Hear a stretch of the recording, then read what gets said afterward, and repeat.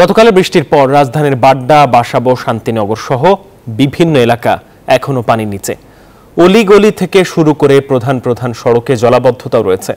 কোথাও কোমর সমান, আবার কোথাও হাঁটু পানিতে তলিয়ে আছে বিভিন্ন এলাকা। আবহাওয়া অফিসের তথ্যানুযায়ী সারা দেশে আজও ভারী বর্ষণের সম্ভাবনা রয়েছে। দেশের বিভিন্ন স্থানে সোমবার পর্যন্ত এই বৃষ্টিপাত অব্যাহত থাকতে পারে বলে ধারণা করা হচ্ছে।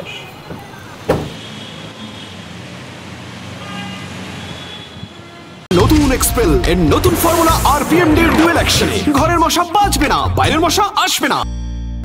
মাহমুদ, যেমনটি জানাচ্ছিলেন, আসলে গতকাল ঢাকা সহ সারা দেশে যে বৃষ্টিটি হয়েছে সেটি কিন্তু আসলে মৌসুমি বায়ুর প্রভাবে কিন্তু এই বৃষ্টি হয়েছে বলে আবহাওয়াবিদরা জানিয়েছেন। আর সেই সাথে কিন্তু আগামী সোমবার পর্যন্ত এই বৃষ্টিপাত অব্যাহত থাকতে পারে বলে তাদের যে আবহাওয়া অধিদপ্তরের যে বিজ্ঞপ্তি রয়েছে সেখান থেকে সেটি জানানো হয়েছে। আর আজ সকাল থেকে যে আবহাওয়ার পূর্বাভাস দেওয়া হয়েছে সেখানে কিন্তু বলা হয়েছে যে আকাশ আজ কিছুটা মেঘলা থেকে মেঘাচ্ছন্ন থাকতে পারে।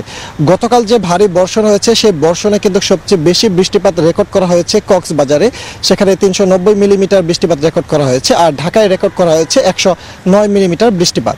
আর এই বৃষ্টিপাতে কিন্তু ঢাকাতে কিছুটা জলাবদ্ধতার সৃষ্টি হয়। আর আবহাওয়াবিদরা বলছেন মৌসুমি বায়ুর এই প্রবাহের কারণে কিন্তু যে বৃষ্টিপাত হয়েছে সেটি সোমবার নাগাদ অব্যাহত থাকতে পারে। এর প্রভাবে আজও কিন্তু দেশের কয়েকটি জেলায় কিন্তু তারা বলছে যে বজ্রসহ বৃষ্টি হতে পারে। 10টি জেলায় তারা বলছে যে বৃষ্টিপাত হওয়ার সম্ভাবনা আছে। সেই সাথে কিন্তু ঢাকাতে এখন আকাশ কিছুটা যদিও পরিষ্কার, তবে বিকাল নাগাদ বৃষ্টি হতে পারে বলে আবহাওয়া অফিস ধারণা করছে। তো এই ছিল আবহাওয়া অধিদপ্তর থেকে আমার কাছে আবহাওয়ার সর্বশেষ তথ্য।